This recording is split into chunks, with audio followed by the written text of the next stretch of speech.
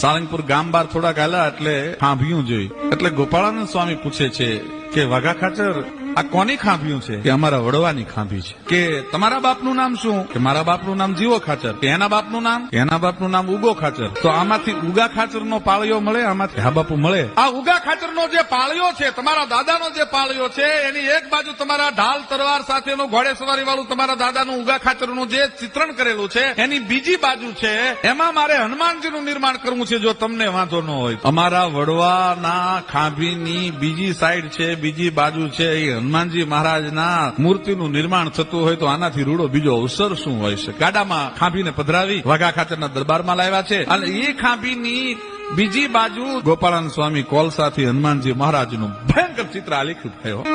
અને કાનજી કડિયાને કીધું કે આના પરથી તારે શિલ્પ કંડારવાનું છે, આના પરથી એક મૂર્તિ કંડારવાની છે. અને એક ચિત્ર છે એ ગોપાળાનંદ સ્વામીએ કાગળ ઉપર ચિતરી દીધું અને કાનજી કડિયાનો કસબ હાથની માલ પર ટાંકણો હથોડી શરૂ થયા અને એવું ભયંકર ચિત્ર નિર્માણ થયું ભાઈઓ હનુમાનજી મહારાજનું.